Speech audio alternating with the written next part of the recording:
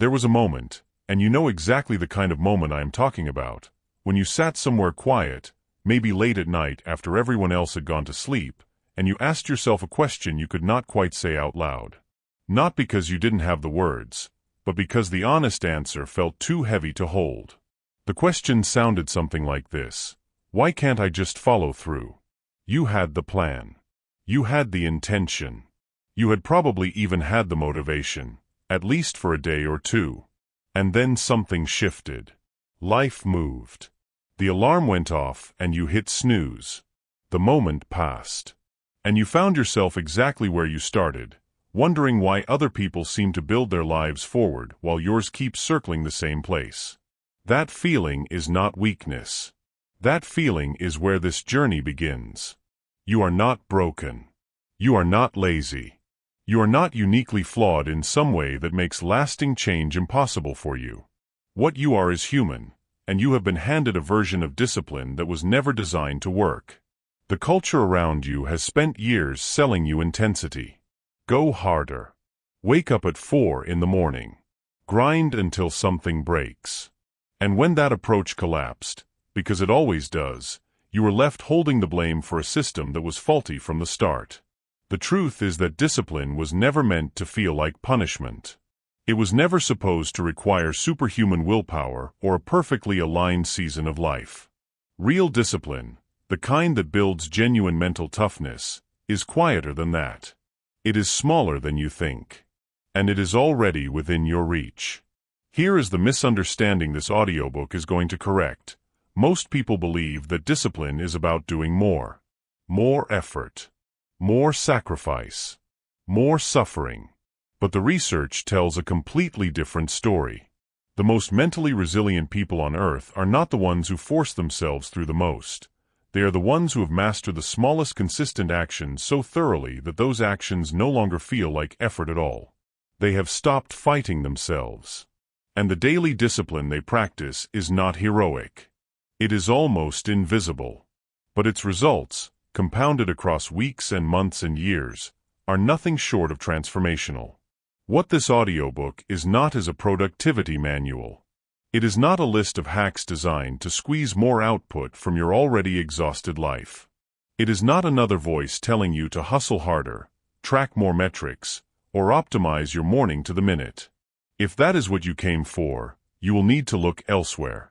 What this is something far more valuable, a deep, honest, and empowering exploration of the one habit pattern that, when understood correctly and applied consistently, builds the inner strength that every area of your life depends on. Your relationships, your career, your finances, your sense of peace, your belief in yourself. All of it flows from the same source. Across 10 chapters, you are going to journey through the full arc of this transformation. You will begin by understanding why small actions carry enormous power. You will explore the science of how mental toughness is actually built inside your brain. You will learn what to do in the moments when motivation disappears and resistance feels overwhelming. You will discover the difference between discipline and willpower, and why confusing the two has been costing you. You will understand how your identity shapes your behavior far more than your goals do. And by the final chapter, you will not just understand this material, you will feel it landing differently in your body, in your thinking, and in the way you see the hours of your day. This is your invitation. Not to become someone else. Not to perform a version of discipline that belongs to someone else's life. But to step into a quieter, steadier, more powerful version of yourself, one small daily action at a time. The journey does not require perfection. It only requires that you begin. And you already have. Chapter 1. The Quiet Power of Small. Why Big Change Begins with Tiny Actions. Think about the last time you decided to change something. Really change it. Maybe it was your health, your finances, your daily routine, or the way you showed up in a relationship that mattered to you. You felt it. That surge of clarity and intention that arrives in the quiet after a hard moment. You told yourself this time would be different. This time you meant it. And so you went big. You overhauled the plan. You cleared the schedule. You made the list, set the targets, announced the commitment, maybe even to yourself in the mirror. And for a few days, possibly even a week or two, it worked. The momentum felt real. The version of you that had it all together felt close enough to touch. And then, without any single dramatic event, it stopped. Not with a crash. Just a quiet fading. The plan became too heavy to carry. The gap between where you were and where you wanted to be felt too wide to cross. And the version of you that had it together slipped back behind the version of you that was simply trying to get through the day. If that story lives somewhere in you, this chapter was written for you. What just happened in that story is not a character flaw. It is a design flaw. And understanding the difference between those two things is where everything begins to shift. The question this chapter is going to answer is deceptively simple. Why do small actions produce big results when big actions so often produce burnout? The answer will challenge what you think you know about change, about effort, and about what it actually means to be disciplined. And what you walk away with will not just be an idea, it will be a framework you can begin using before this chapter is finished. For most of recorded human history, philosophers and thinkers understood something about the nature of change that modern culture has almost entirely forgotten. The Stoic philosopher Marcus Aurelius, who governed the most powerful empire in the world while waging war on multiple fronts and navigating personal grief and illness, did not build his legendary self-discipline through grand declarations. He built it through what he called his daily practice, small, private, repeated acts of reflection and intention that he returned to every single morning without exception. He wrote about this in his private journals, never intending them to be published, which tells you something important. The practice was not for show. It was structural. It was the architecture of a life, built one quiet brick at a time. What Marcus Aurelius understood intuitively, modern neuroscience has now confirmed with precision. Change does not happen in moments of peak intensity.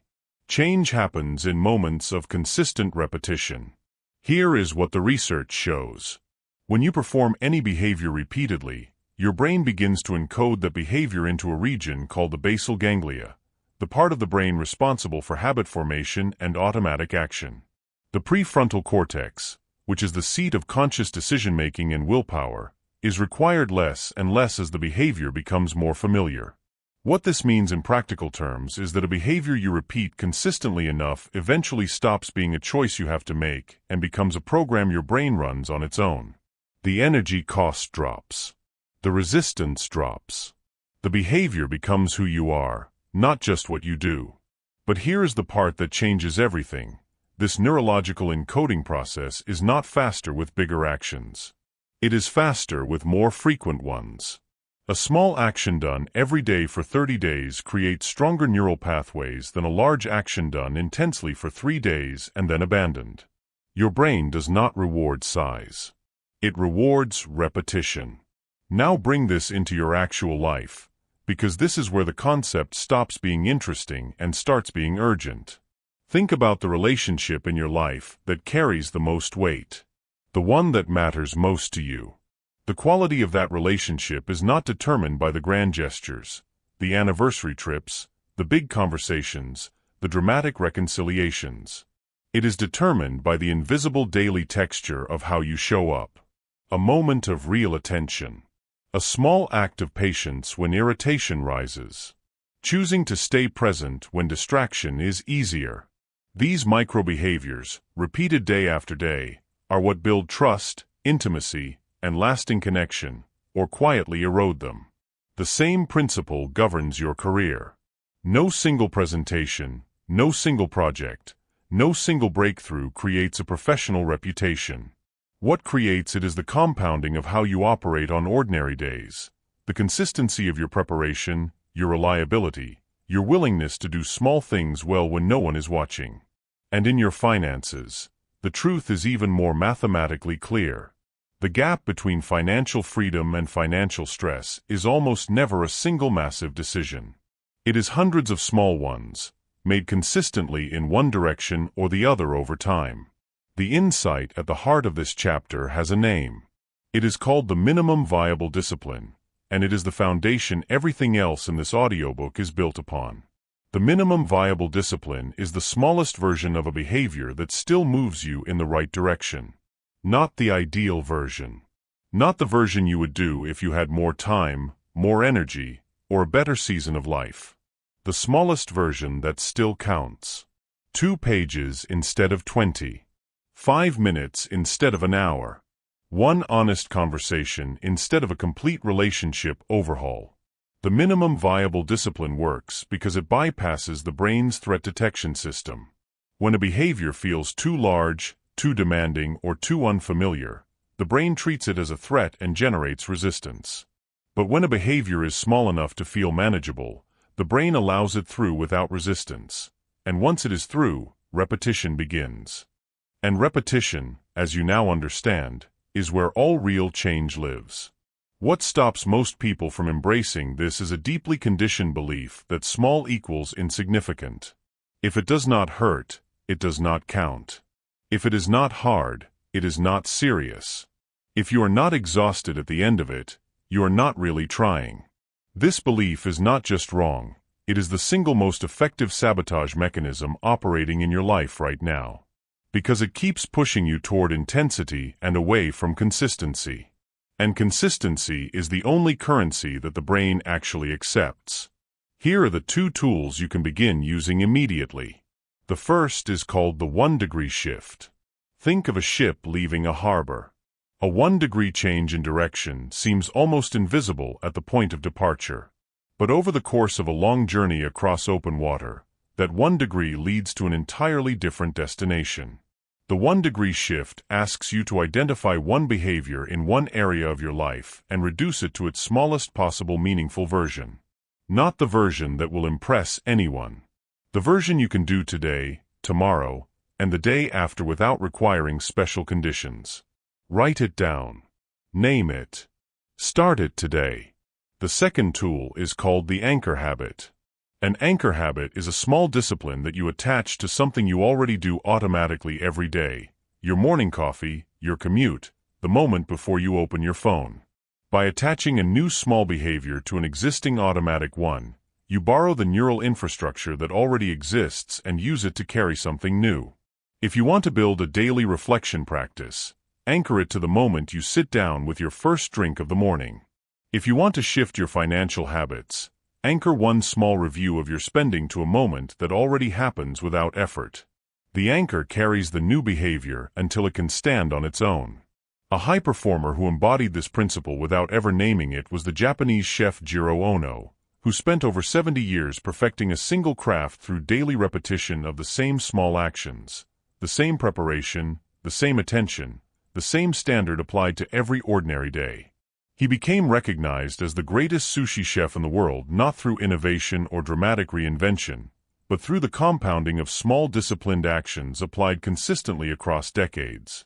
His story is not about genius. It is about the quiet power of showing up to the smallest version of excellence, every single day, without exception. Now here is the nuance that needs to be named clearly, because without it, this chapter could be misread. The minimum viable discipline is not permission to stay comfortable forever. It is not an argument for doing the least possible and calling it growth.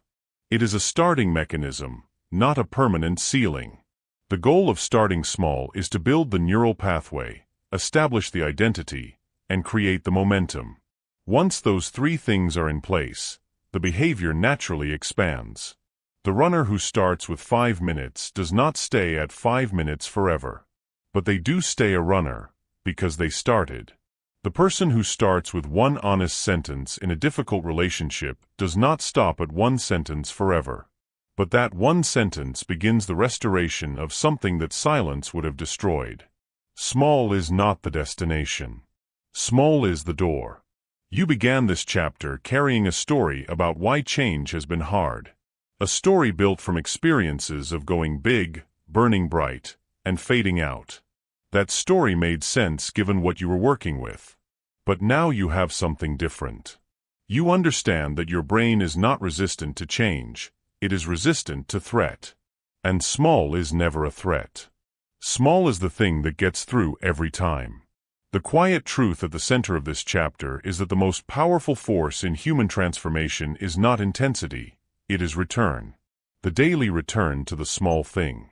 The unspectacular, consistent, private practice of doing the minimum meaningful action one more day. That is where mental toughness begins. Not in a moment of fire. In a moment of quiet choice. In the next chapter, you're going to discover something that will change the way you see every mentally strong person you have ever admired.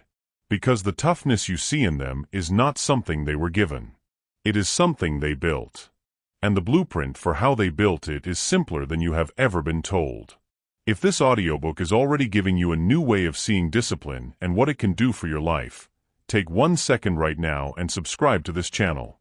Every week, this channel releases audiobooks exactly like this one, built to give you real tools, real insight, and a real shift in how you move through your life. Subscribe so you never miss what comes next. The best is still ahead. Chapter 2, The Mental Toughness Myth. It's not born, it's built. Think about someone in your life who seems to have it together in a way that quietly unsettles you. Not because you resent them, but because something about watching them operate makes you wonder what they have that you do not. They handle pressure without visibly cracking. They recover from setbacks faster than seems reasonable. They show up consistently even when the conditions are difficult, even when no one would blame them for stepping back. And somewhere in the back of your mind, without ever fully saying it out loud, you have landed on an explanation for the gap between them and you. You have told yourself, maybe in those exact words, maybe just as a feeling, that they are simply built differently. That whatever they have, it is something they came with. Something in their wiring, their upbringing, their genetics, their circumstances. Something that you were not given in the same measure. And because it feels like a gap you were born into, it also feels like a gap you cannot cross. If that quiet belief has been living inside you, this chapter is going to dismantle it completely. That story about mental toughness being a fixed trait is one of the most expensive misconceptions a person can carry. And the cost is not abstract. It shows up in your relationships, your career, your finances, and the way you experience yourself every single day. The real question this chapter answers is this: if mental toughness is not something you are born with, then what exactly is it, and how does it actually get built? The answer is going to reposition you from being a passive observer of other people's strength to being an active architect of your own. The research on this is both clear and deeply encouraging. In the early 2000s, psychologist Angela Duckworth began studying what separated high achievers from their equally talented peers across fields as different as military training, academic performance, and professional spelling competitions. What she found was that the single greatest predictor of success was not intelligence, not talent, not socioeconomic background, and not even opportunity. It was grit, a combination of passion and perseverance applied consistently over long periods of time. But here is the finding that carries the most weight for this conversation. Grit was not fixed. It was developable. It grew in direct proportion to the quality and consistency of a person's daily practices. Mental toughness, the popular term for what Duckworth was measuring, was revealed to be less a personality trait and more a trained capacity, like a muscle that responds to stress by growing stronger, provided the stress is applied consistently and followed by recovery. The Stoics understood this centuries before the psychology laboratories confirmed it. Epictetus, who was born into slavery and spent his early life with no power over his external circumstances whatsoever, became one of the most influential philosophical minds in history. His core teaching was built around a single distinction he called the dichotomy of control, the separation between what is within your power and what is not. He argued that mental strength was not the absence of difficulty but the trained capacity to direct your attention and response toward what you can influence and away from what you cannot. And critically, he taught this not as a philosophy to be understood, but as a daily discipline to be practiced. The training was the point. The repetition was the mechanism. Epictetus did not believe you could think your way to mental toughness. He believed you could only practice your way there. Now bring this into the texture of your daily life, because this is where the myth stops being philosophical and starts being personal. Every time you avoid a difficult conversation in a relationship because the discomfort feels too high, you are not protecting the relationship. You are training your nervous system to treat discomfort as a signal to retreat. And every retreat makes the next retreat more automatic. The opposite is also true. Every time you stay in the room, every time you say the honest thing with care rather than swallowing it to keep the peace, you are training a different response. You are building the neural pathway of staying present under pressure. In your career, every time you step back from a challenge because the risk of failure feels too visible, you are reinforcing a pattern of self-protection that looks safe in the short term but quietly closes doors over time. And in your financial life, every time you avoid looking at your accounts because the numbers feel too uncomfortable, you are practicing avoidance. And avoidance is the direct opposite of the mental toughness that financial freedom requires. The pattern across all three of these domains is identical. What you practice daily is what you become. Not what you intend. Not what you believe about yourself. What you actually do repeatedly, under real conditions. The insight that anchors this chapter has a name. It is called the Toughness training loop, and once you see it, you will recognize it operating everywhere. The loop works like this. A moment of friction appears. Discomfort, uncertainty, resistance, or the impulse to avoid something difficult. In that moment, you have a choice. If you respond by staying present and taking even the smallest constructive action, your brain registers a successful navigation of the difficulty. Dopamine is released. The neural pathway associated with that response is strengthened. The next time a similar moment of friction appears, the pathway toward engagement is slightly more accessible than it was before.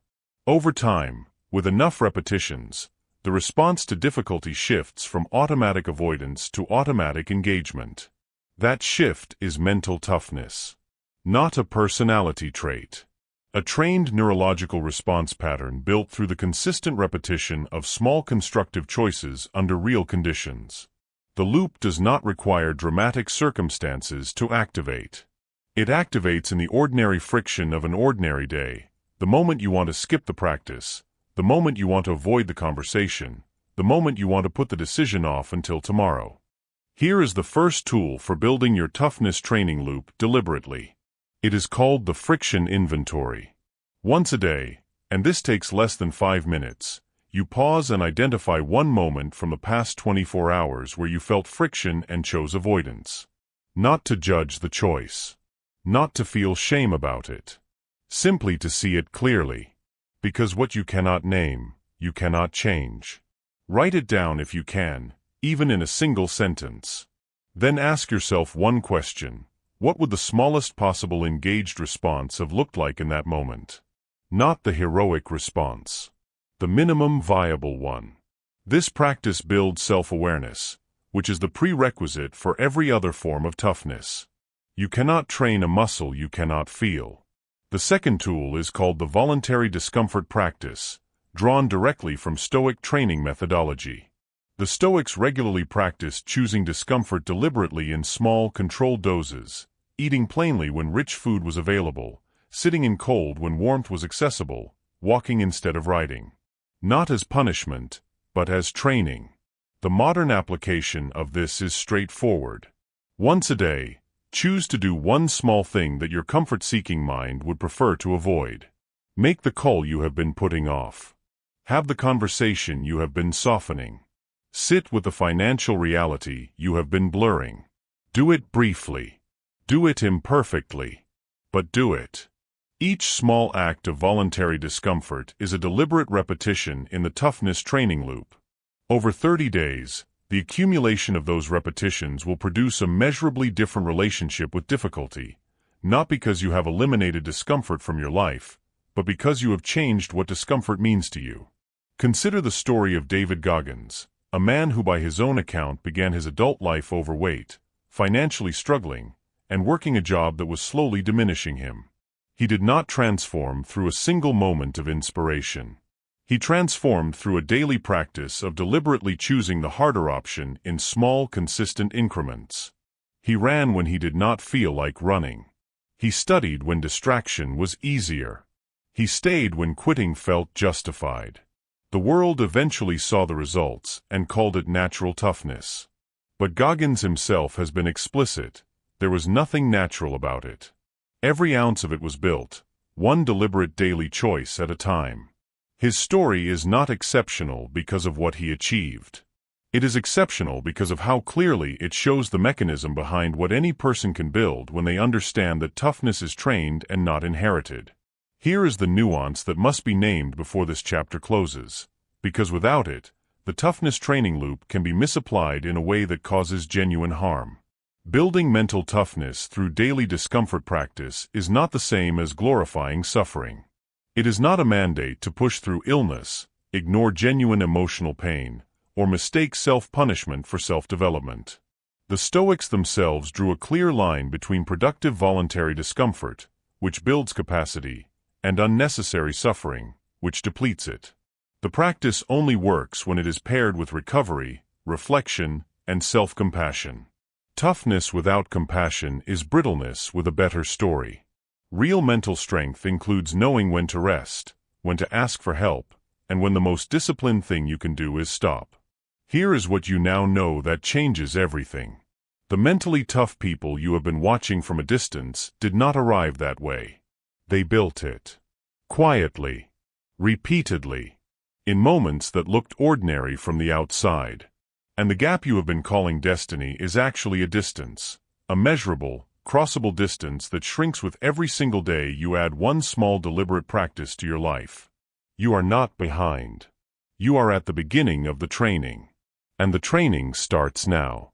In the next chapter, you are going to go deeper into the brain itself. Because understanding exactly how your daily discipline physically rewires your neural architecture will give you something that motivation alone never could. It will give you patience. And patience, as you are about to discover, is one of the most powerful forms of mental toughness there is. Chapter 3, The Discipline Loop, How One Small Habit Rewires Your Brain. There is a version of you that exists somewhere between who you are right now and who you know you are capable of becoming. You have felt that version. Maybe in a rare morning when everything aligned and you moved through your day with a clarity and steadiness that felt almost foreign. Maybe in a stretch of weeks where you were consistent with something, a practice, a routine, a standard you were holding yourself to, and you noticed that you were different. Not louder or more dramatic. Just steadier. More grounded. Like something that had always been slightly loose inside, you had been quietly tightened. And then the stretch ended. Life interrupted. The consistency broke. And that version of yourself retreated back behind the noise of the ordinary day. What if that version of you was not a rare visitor that only appears under perfect conditions? What if it was actually the product of a specific, reproducible neurological process? One that you can learn to trigger deliberately, not occasionally. That is exactly what this chapter is going to show you.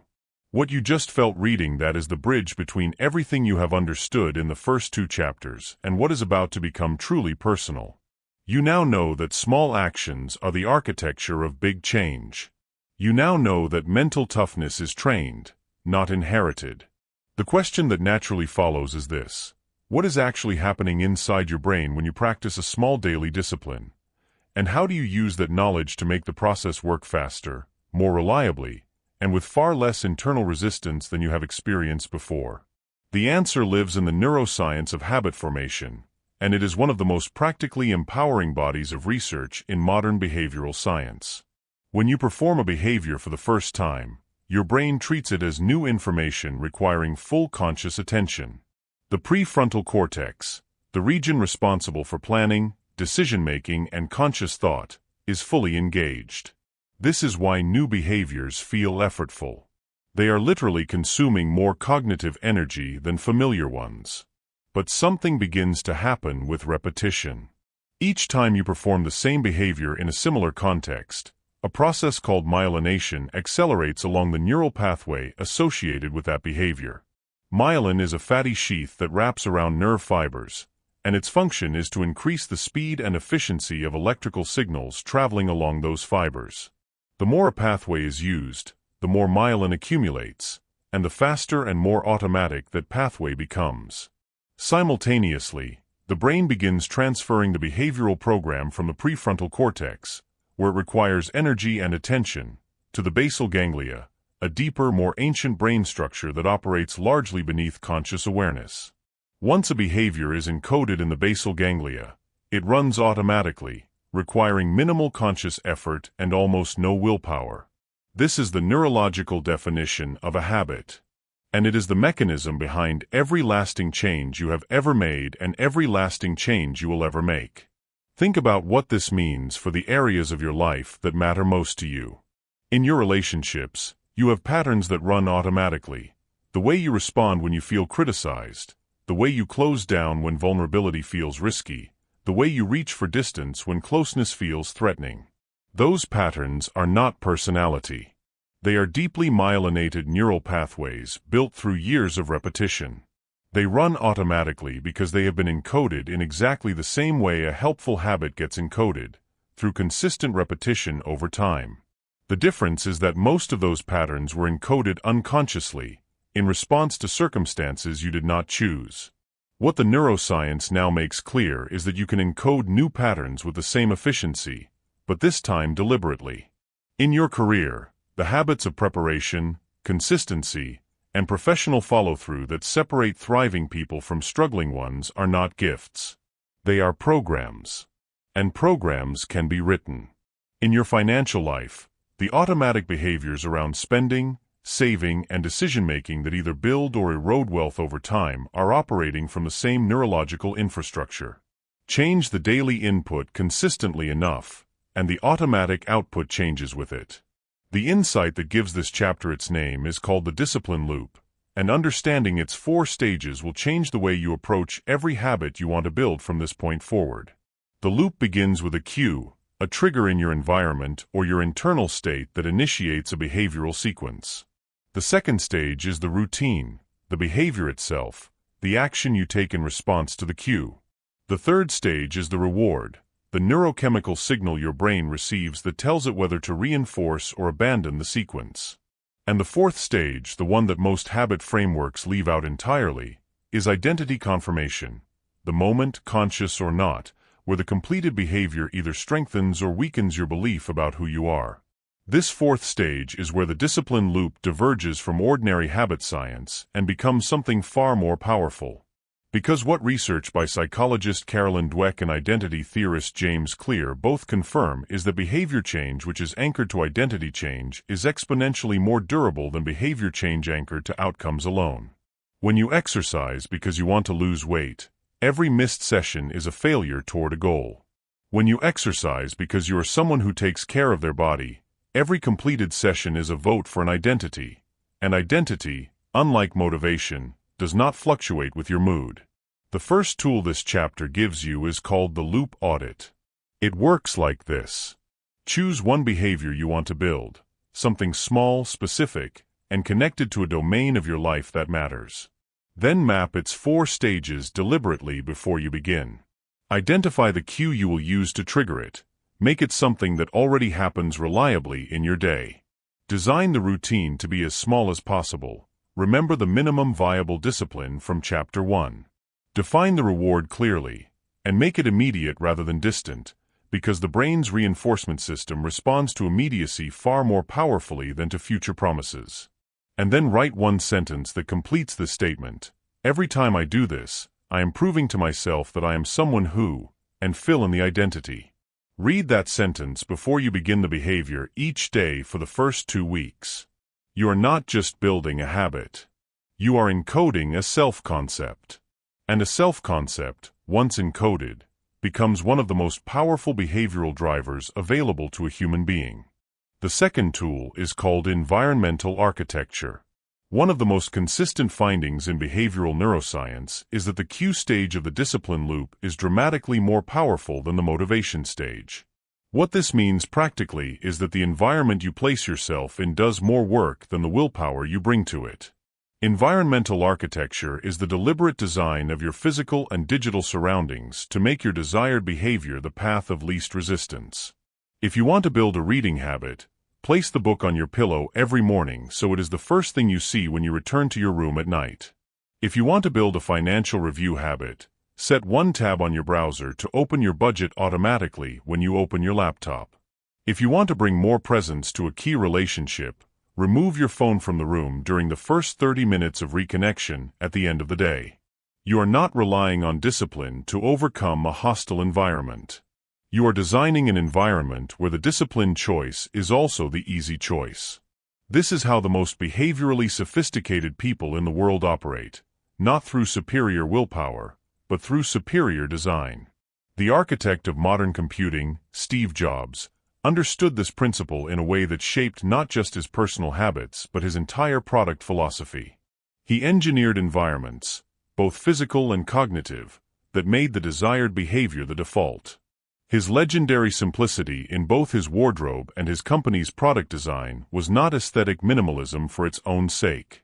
It was environmental architecture applied at scale, the deliberate removal of decision friction so that attention and energy could flow toward what mattered most. What Jobs did professionally, you can do personally. Design your environment to carry your discipline further than your motivation ever could. Here is the nuance that protects this chapter from being misread. The discipline loop is a powerful framework, but it is not a mechanical system that works identically for every person in every context.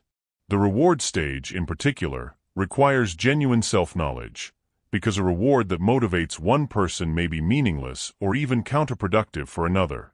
Some people are energized by visible tracking and streaks. Others find that tracking increases anxiety and rigidity in a way that undermines the practice. Some people thrive with environmental cues that are public and social. Others need their practice to be completely private to protect it from the pressure of external judgment. The framework is sound. Your application of it must be personal. Take what works. Adapt what does not. The goal is a loop that fits your actual life, not an idealized version of it. Your brain is not working against you. It never has been. Every pattern you carry, every automatic response, every default behavior, every ingrained reaction that has ever frustrated you, is simply a program that was written by repetition. And repetition is something you control. Starting today, every small disciplined action you take is not just a behavior. It is a line of new code being written into the most sophisticated system in the known universe, your own mind. The loop is already running. The only question is whether you are choosing what runs through it. The first 3 chapters have built your foundation, the awareness of what small discipline really is, the truth about where mental toughness comes from, and the neuroscience of how your brain changes when you practice consistently. In the next chapter, you are going to step into the most powerful daily window available to you, and discover why what you do in the first hour of your day has a disproportionate influence on everything that follows. Chapter 4, Morning Before the World Wakes. The first hour as a mental toughness lab. Picture the scene. The alarm goes off. The room is still dark. The house is quiet in that particular way that only exists before the rest of the world has started moving. And in that moment, that thin, fragile sliver of time between sleep and the day, you face the first decision that will shape every decision that follows. Your body wants warmth. Your mind reaches for the phone. The pull toward the path of least resistance is immediate, physical, and completely understandable. So you negotiate. 5 more minutes. Just let me check one thing. I will start the routine tomorrow when things are less hectic. And before the first hour of your day has even properly begun, you have already made a choice, not just about your morning, but about the version of yourself that will navigate everything the day is about to deliver.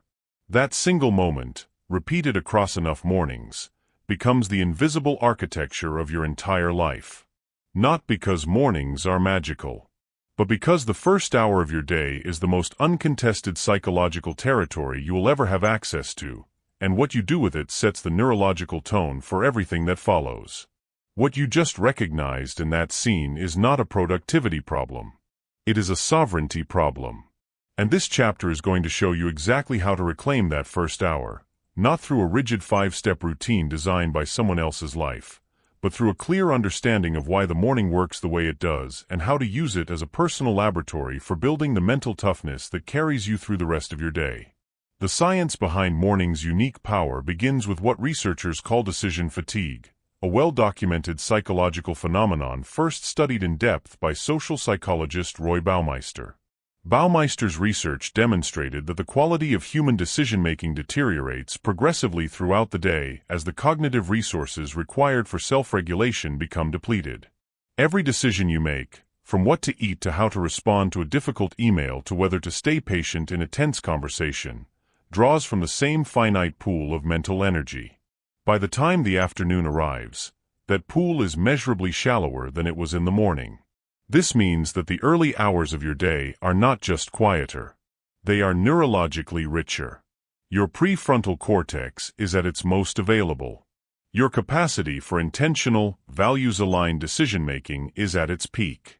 And crucially, your resistance to distraction and impulse is at its strongest. The first hour is not just time. It is your highest quality cognitive resource of the entire day, and most people spend it reactively, handing it to notifications, news, and the agendas of other people before they have spent a single minute on their own. Here is where this lands in the three domains that govern the quality of your life. In your relationships, the emotional tone you carry into your interactions is largely set in the first hour of your day. When you begin reactively, absorbing social media comparisons, scrolling through other people's highlight reels before you have even fully inhabited your own morning, you arrive at your first human interaction of the day already subtly depleted, already slightly behind, already measuring yourself against a distorted standard. The people you love most receive a version of you that the morning already diminished.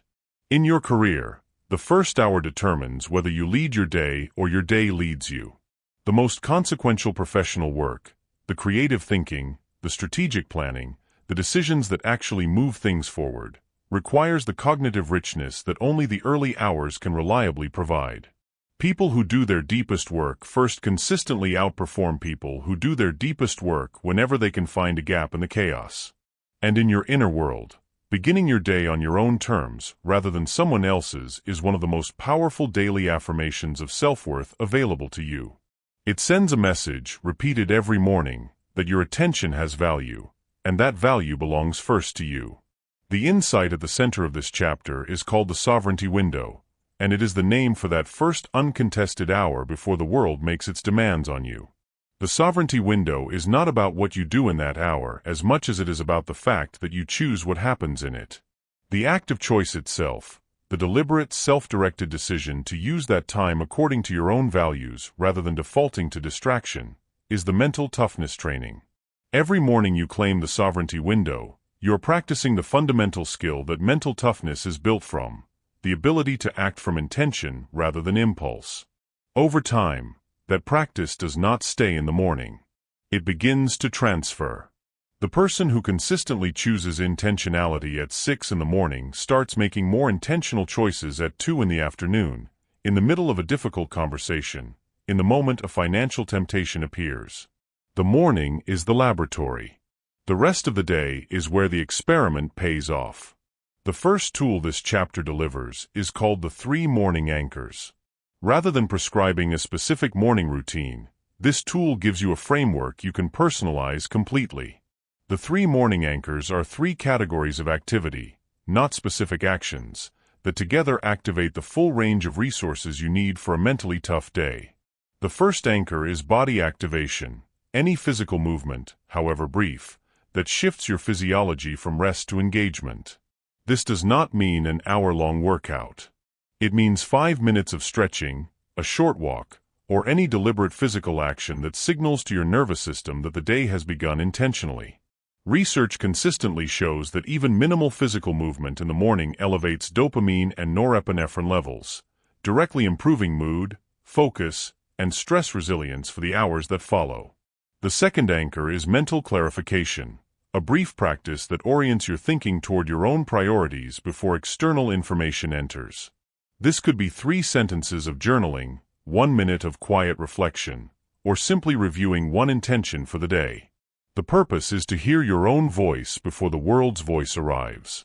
The third anchor is values activation, a small deliberate act that connects you to something that matters to you beyond the immediate demands of the day.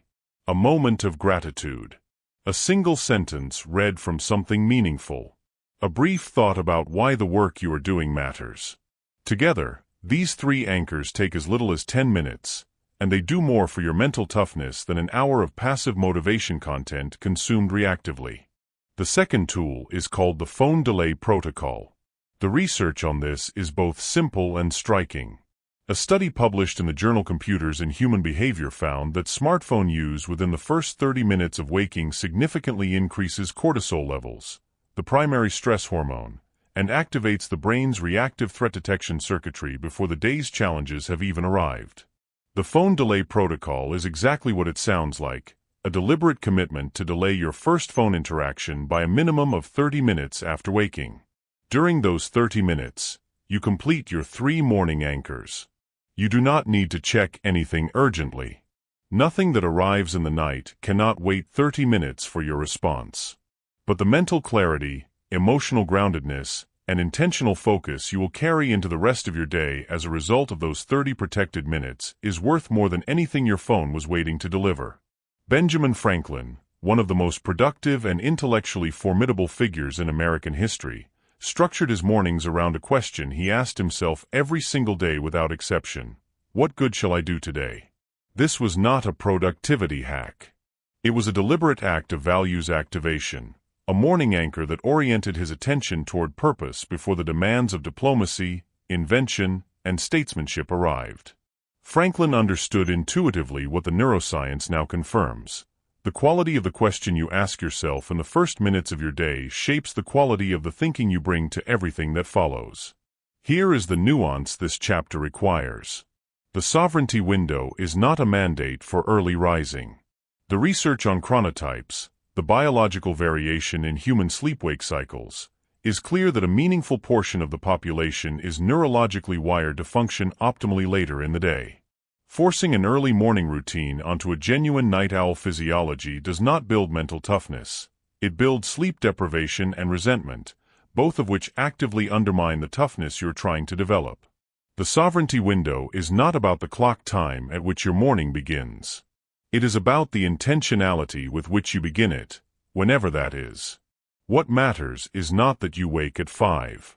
What matters is that the first hour of your conscious day belongs to you. Every morning is a small election. You are voting for the version of yourself that will inhabit the next 24 hours. The vote does not require perfection. It does not require an impressive routine or an early alarm or a transformation that other people will notice. It only requires that you claim the first window of your day with even the smallest degree of intention, and then do it again tomorrow. That is the laboratory. That is where mental toughness is practiced before it is ever tested. And you now have the tools to begin. The next chapter is going to address the moment that stops more people than any other, the moment when you simply do not want to. When motivation has completely disappeared, when resistance feels absolute, and when every reasonable part of your mind is telling you that today is a legitimate exception. What you learn in that chapter may be the most important thing in this entire audiobook. If this audiobook is shifting something in the way you think about your mornings and your daily discipline, drop a comment right now with one word that describes how you want to feel at the start of your day. Just one word. It takes 2 seconds, and seeing your word alongside others who are on this same journey is a reminder that you are not doing this alone. Chapter 5, The Resistance Principle, Why You Must Do It When You Least Want to. You know the feeling. It arrives without warning and without apology. One day the practice feels natural, even energizing. You move through it with a quiet confidence that makes you wonder why you ever found it difficult. And then the next day, or the day after that, something shifts. The alarm goes off and the motivation that felt so solid yesterday has simply vanished. Not weakened. Vanished. The practice that felt meaningful now feels pointless. The goal that felt close now feels arbitrary. Your body feels heavy. Your mind begins constructing arguments, reasonable, articulate, almost persuasive arguments, for why today is a legitimate exception. You are tired. The results are not coming fast enough. You deserve a break. You will come back to it stronger tomorrow. And the most dangerous part of this moment is not the resistance itself. It is how reasonable the resistance sounds. Because it does not arrive as laziness. It arrives dressed as wisdom, as self-compassion, as common sense. And if you do not know what you are actually looking at in that moment, it will cost you every single time. What you are looking at in that moment is not a sign that something is wrong. It is a sign that something is working. And this chapter is going to show you exactly why, and exactly what to do with it. The question at the center of this chapter is one that most people never think to ask. What if the moment of greatest resistance is not the obstacle to your growth, but the actual location of it? What if the discomfort you feel when you least want to show up is not a warning to stop, but a signal that you are standing at the precise point where mental toughness is forged? The answer to that question will not just change how you approach your daily discipline. It will change how you interpret every difficult moment in every area of your life. The psychologist Mihai Csikszentmihalyi spent decades studying the conditions under which human beings experience their highest states of engagement, creativity, and growth. What he found was a concept he called flow, a state of optimal experience that occurs at the precise intersection of challenge and capability. But embedded in his research was a finding that carries even more weight for this conversation. The moments immediately before flow, the moments of friction, resistance, and the impulse to disengage, were not random. They were structural. They were the necessary precondition for the growth that followed. The resistance was not separate from the development. It was the mechanism of it. Stephen Pressfield, in his study of creative and personal resistance, named this force simply as resistance with a capital R, and described it as an internal force that grows in direct proportion to the importance of the thing you are trying to do. The more meaningful the practice, the stronger the resistance. This means that the intensity of your resistance on any given day is not evidence that you should stop. It is evidence of how much the thing you are avoiding actually matters. Here is where this principle lands with full weight in your actual life. In your relationships, the moments of greatest relational resistance, the morning after a difficult argument when the pull toward cold silence feels overwhelming, the moment in a conversation when the honest thing feels too risky to say, the point in a long-term relationship where comfort has replaced intention, these are not signs that the relationship has run its course. They are the exact moments where the relationship either deepens or begins its slow erosion. The couples who build lasting intimacy are not the ones who never feel resistance. They are the ones who have learned to move through it together rather than retreating from it separately. In your career, the moment of professional resistance, the project that feels too uncertain, the conversation with a superior that feels too exposing, the creative work that feels too vulnerable to share, is almost always the moment that stands between where you are and where you are trying to go. The person who acts through that resistance consistently is the person whose career trajectory looks like growth. The person who retreats from it consistently is the person who looks back at the same position 5 years later wondering what happened. And in your finances, the resistance that appears when you sit down to look honestly at your numbers, to make a plan, to say no to a spending pattern that feels good in the moment, that resistance is the exact guardian standing between your current financial reality and the one you want to build. The core insight of this chapter has a name. It is called the resistance signal, and reframing it changes everything. The resistance signal is the recognition that the feeling of not wanting to do the practice is not information about the value of the practice. It is information about the proximity of growth. When you feel the pull to skip, to delay, to negotiate your way out of the commitment, you are not receiving a message that says this is not worth doing. You are receiving a message that says you are close. Close to a new level of capacity. Close to a deeper neural encoding of the behavior. Close to the identity shift that happens on the other side of consistent follow-through.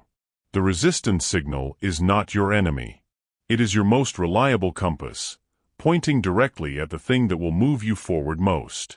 The first tool this chapter gives you is called the 5-minute non-negotiable. It works on a principle drawn from behavioral activation research in clinical psychology, the finding that motivation reliably follows action rather than preceding it. Most people wait to feel motivated before they begin. The 5-minute non-negotiable inverts this completely. When resistance appears, when you genuinely do not want to do the practice, You make one single agreement with yourself: I will do 5 minutes only. Not the full practice. Not the ideal version. 5 minutes. And critically, after 5 minutes you are allowed to stop without guilt or self-judgment. What the research shows, and what your own experience will confirm once you begin using this tool, is that approximately 80% of the time you will not stop at 5 minutes. Because starting is the hardest part, not continuing. The act of beginning dissolves the resistance. The momentum of the first 5 minutes carries you further than the motivation you were waiting for ever would have. And on the 20% of days when you genuinely do stop at 5 minutes, you still win. Because you showed up. You did not let the resistance signal convince you that absence was acceptable. 5 minutes of presence is infinitely more powerful than 0 minutes of waiting for the right feeling. The second tool is called the resistance journal. At the end of any day where you successfully moved through significant resistance to complete your practice, you write one sentence. Not a paragraph. Not a full reflection. One sentence that captures what the resistance felt like before you began and what shifted once you moved through it. Over time, this journal becomes one of the most powerful motivational resources available to you, because it is written by you, about your specific experience, documenting the pattern that resistance always breaks when you begin. On the days when resistance feels most absolute, reading 3 entries from your resistance journal reminds you of something no motivational content from the outside can replicate. You have done this before. You have felt exactly this, and you moved through it. And what was waiting on the other side was worth every uncomfortable minute of the crossing. The writer and philosopher Rainer Maria Rilke once wrote to a young poet struggling with doubt and resistance about his creative work. His counsel was not to eliminate the difficulty but to learn to live the questions, to stay present inside the discomfort of uncertainty rather than retreating from it into the false safety of inaction. Rilke understood what every person who has ever built something meaningful eventually learns. The resistance is part of the work, not the enemy of it. The Stoic Emperor Marcus Aurelius framed it with characteristic directness in his private journals, noting that the impediment to action advances action, that what stands in the way becomes the way. The obstacle is not blocking the path. The obstacle is the path. And your daily practice of moving through resistance, one small consistent choice at a time, is the direct application of this ancient truth to the most ordinary and most important moments of your life. Here is the nuance this chapter demands. The resistance principle is not an argument for ignoring your body's genuine signals. There is a meaningful difference between the resistance of discomfort, the psychological friction of doing something that challenges your current capacity, and the resistance of depletion, the physiological signal that your body or mind needs genuine rest and recovery. Mental toughness includes the wisdom to distinguish between these two with honesty. Pushing through discomfort builds capacity. Pushing through depletion depletes it further and eventually produces breakdown rather than breakthrough. The question to ask yourself honestly in the moment of resistance is this: am I uncomfortable, or am I genuinely depleted? Discomfort calls for the 5-minute non-negotiable. Depletion calls for recovery, and choosing rest when rest is genuinely needed is itself an act of discipline, not an abandonment of it. You now understand something that most people spend their entire lives not knowing. The feeling you have been interpreting as a reason to stop is actually a signal to begin. The moment you least want to show up is the moment your showing up matters most. Not because suffering is noble, but because the consistent practice of moving through resistance, quietly daily without drama, is the exact mechanism through which mental toughness is built, one small brave choice at a time. The resistance was never your obstacle. It was always your teacher. And now you know how to learn from it. What comes next may surprise you, because after 5 chapters of building the case for discipline, the next chapter is going to make a distinction that most self-help content gets completely wrong. The difference between discipline and motivation is not what you think it is. And understanding it clearly will free you from one of the most exhausting cycles in personal development. Chapter 6: Discipline versus Motivation. Ending the confusion that keeps people stuck. Picture someone you know, maybe it is you, who has started the same goal more than once. The gym membership activated in January with genuine intention. The savings plan opened with real commitment. The difficult conversation finally scheduled after weeks of preparation. And each time, the beginning felt different from the last time. Stronger. More certain. This time the motivation was real, you could feel it. And for a while it was. The momentum was genuine, the progress was visible, and the version of yourself that followed through felt close enough to inhabit permanently. And then, without a single dramatic event, the feeling shifted. The motivation that had felt like a foundation revealed itself to be something more like weather, present and powerful one day, completely absent the next, and entirely outside your control. So you waited for it to return. And while you waited, the gym membership sat unused, the savings plan went untouched, and the conversation got rescheduled into a silence that slowly hardened into distance. And the cruelest part of this cycle is not the stopping. It is the story you told yourself about why you stopped. That you lacked willpower. That you were not disciplined enough. That other people had something you simply did not. When the real problem was never you. It was that you had been building on the wrong foundation entirely. What that cycle has been costing you is not just progress toward specific goals.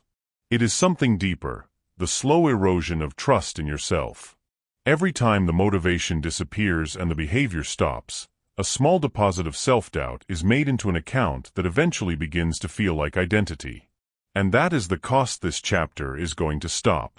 The question this chapter answers is one of the most practically important in this entire audiobook. If motivation is unreliable, what do you build on instead? And how do you build it in a way that holds when the feeling is completely gone? The answer is a distinction so clear and so immediately applicable that by the time this chapter ends, you will never confuse these two forces again. The psychological research on motivation and self-regulation is extensive, and one of its most consistent findings is both liberating and sobering. A landmark study by researchers Wendy Wood and David Neal at Duke University found that approximately 45% of daily human behavior is habitual, meaning it is performed in the same location, at the same time, in response to the same contextual cues, with little to no conscious deliberation. Nearly half of what you do every day is not driven by motivation at all. It is driven by the automatic execution of encoded behavioral patterns. This finding matters enormously because it reveals the fundamental error in motivation-dependent approaches to change. Motivation is a state, a temporary neurochemical condition influenced by sleep quality, stress levels, social environment, recent outcomes, and dozens of other variables entirely outside your conscious control. Discipline, by contrast, is a structure, a system of encoded behaviors, environmental cues, and identity commitments that operates independently of how you feel on any given day. Waiting for motivation to drive your behavior is like waiting for the weather to be perfect before you build a house. The weather will never cooperate consistently enough. But a house built on solid structure stands regardless of what the weather does. In your relationships, the confusion between motivation and discipline creates a pattern that quietly devastates connection over time. When you feel motivated, when the relationship is easy, when appreciation flows naturally, when the other person is showing up in ways that feel good, being present, generous, and loving requires almost no effort. But relationships are not built in their easy seasons. They are built in their ordinary ones.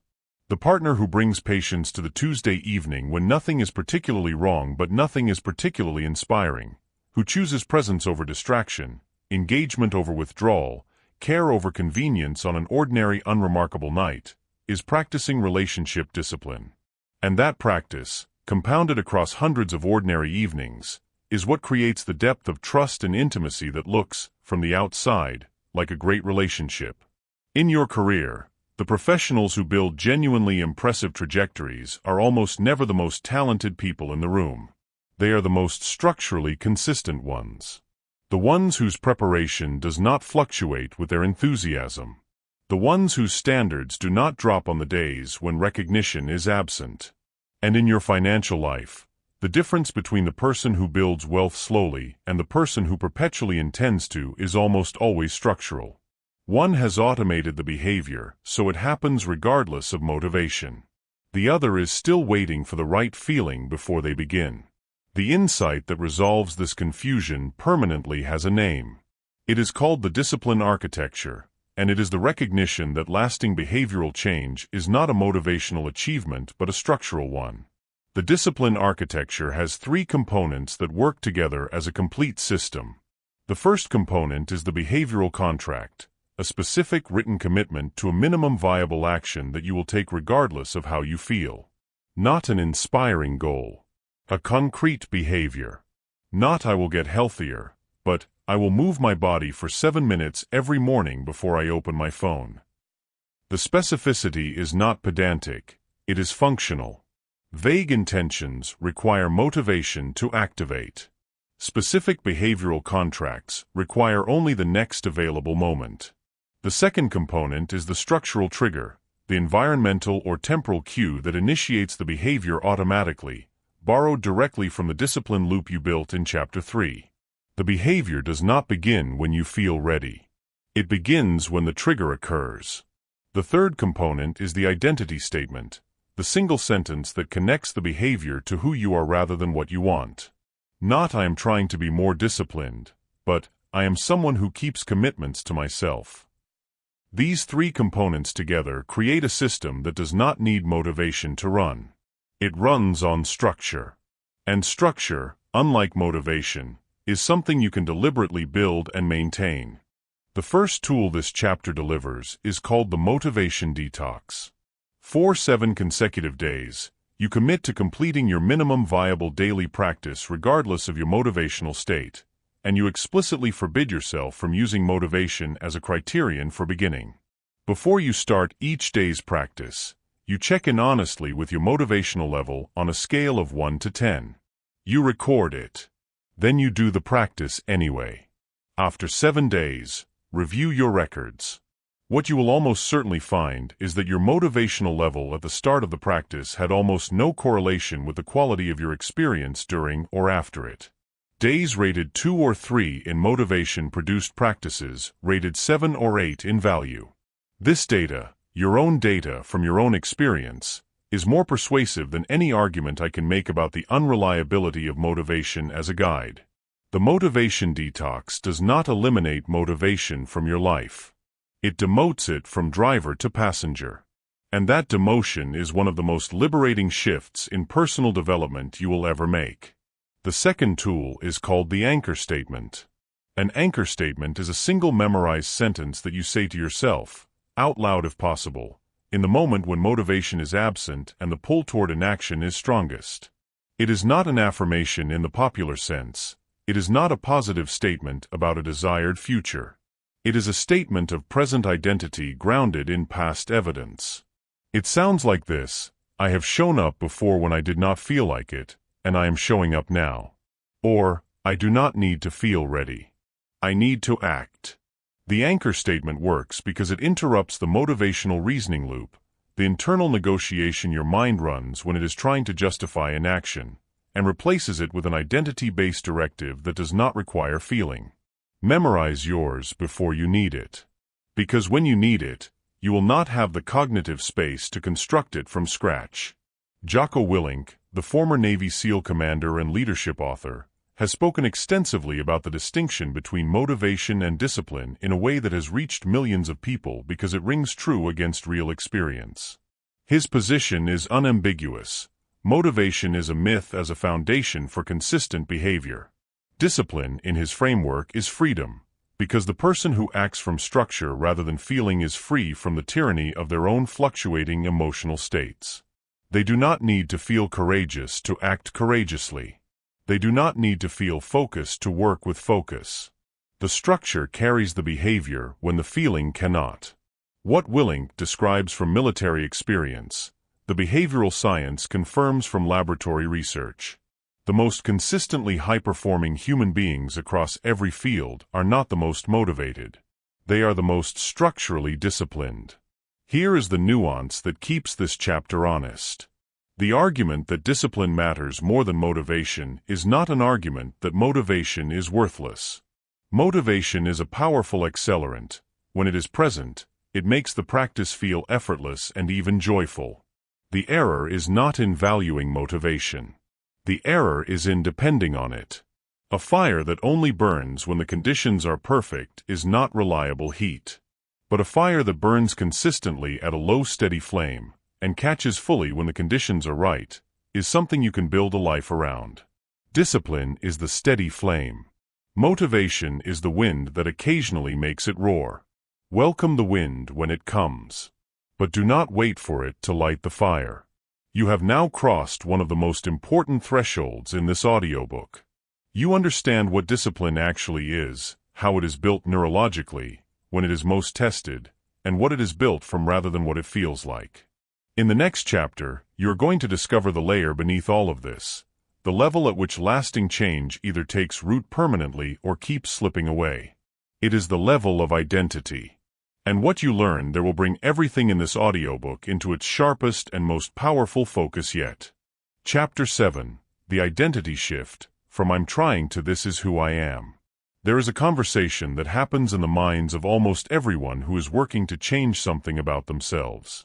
It is quiet, persistent, and more powerful than any motivational content you have ever consumed. It sounds something like this.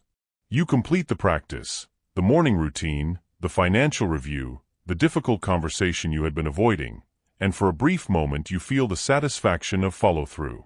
And then, almost immediately, a quieter voice underneath the satisfaction says something that undoes much of what the action just built.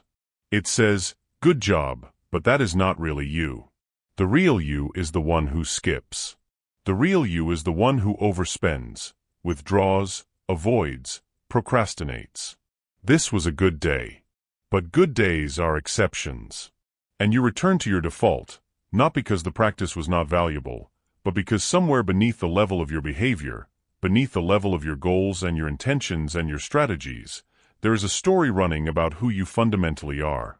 And that story is quietly overriding everything you are consciously trying to build. Until you change the story, you will keep changing the behavior temporarily and returning to the default permanently. This chapter is about changing the story. What that internal voice has been doing is not protecting you. It has been anchoring you. And understanding the difference between an anchor and a foundation is the shift that makes everything in this audiobook permanent rather than temporary. The question at the heart of this chapter is the deepest one this audiobook asks. Why do some people build a new behavior and keep it while others build the same behavior and lose it, even when the external circumstances are identical?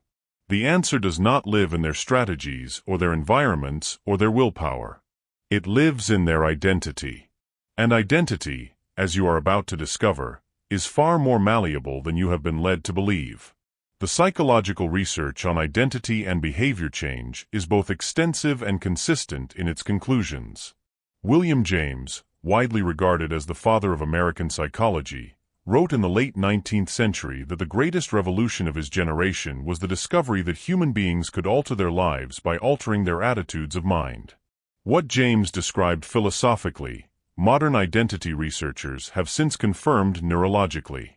The brain maintains what psychologists call a self-concept, a stored representation of who you are, built from the accumulated evidence of your past behavior, the feedback you have received from others, and the stories you have told yourself about what that evidence means. The self-concept functions as a behavioral regulator, constantly comparing incoming actions against its stored template and generating resistance when a behavior deviates too far from the established pattern. This is why change initiated purely at the behavioral level is so fragile. The behavior changes. The self-concept does not. And the self-concept, operating beneath conscious awareness, quietly pulls the behavior back into alignment with its stored template. The only change that sticks permanently is change that reaches the level of self-concept, change that rewrites the story the brain is using as its behavioral reference point. Here is where this lands in the three domains that shape the quality of everything you experience. In your relationships, your self-concept about who you are as a partner, a parent, a friend, or a family member is quietly determining the ceiling of every one of those relationships. If your stored self-concept carries the identity of someone who is emotionally unavailable, someone who always eventually disappoints, or someone who is not worthy of the kind of love they most want, that identity will find a way to express itself through your behavior regardless of how sincerely you want to show up differently. You will withdraw at the exact moment connection requires presence. You will self-sabotage at the exact moment intimacy becomes real.